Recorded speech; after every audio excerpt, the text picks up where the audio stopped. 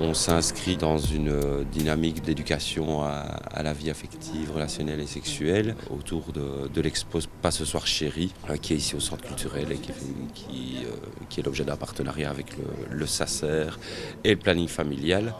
On se dit que c'est aussi intéressant, tout autant que de s'adresser aux jeunes, mais de s'adresser aussi aux professionnels du réseau et du secteur, de travailler sur un sujet plus spécifique. En l'occurrence, aujourd'hui, c'était l'identité et l'orientation sexuelle. C'est important de former des professionnels pour que les professionnels eux-mêmes soient plus au courant de tout ce qui existe, de la diversité qui existe dans le genre et dans les attirances.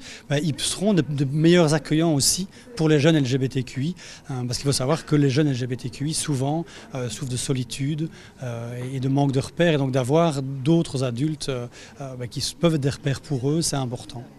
Moi particulièrement, je suis chargé des missions pédagogiques, donc c'est-à-dire que je viens comme aujourd'hui donner des formations, soit à des publics d'étudiants ou des publics de professionnels de la jeunesse, mais plus généralement, les chefs ont plusieurs missions, et notamment une mission de sociabilisation, c'est-à-dire que c'est des jeunes pour les jeunes ensemble se rassemblent, créent des lieux d'accueil pour d'autres jeunes LGBTQI.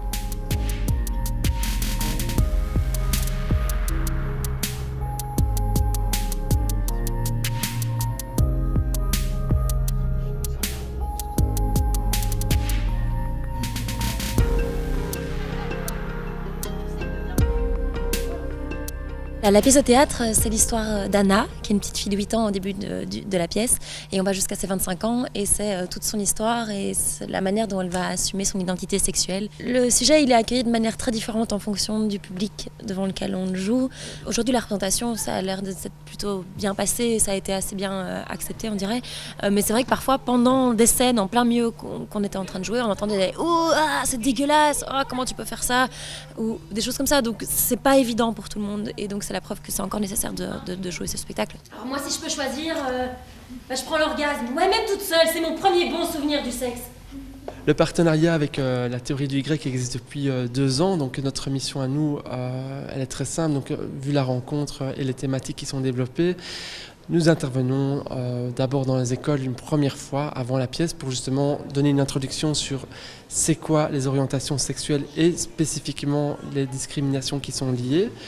Ensuite, le partenariat sert aussi à animer le débat, donc juste après la pièce de théâtre.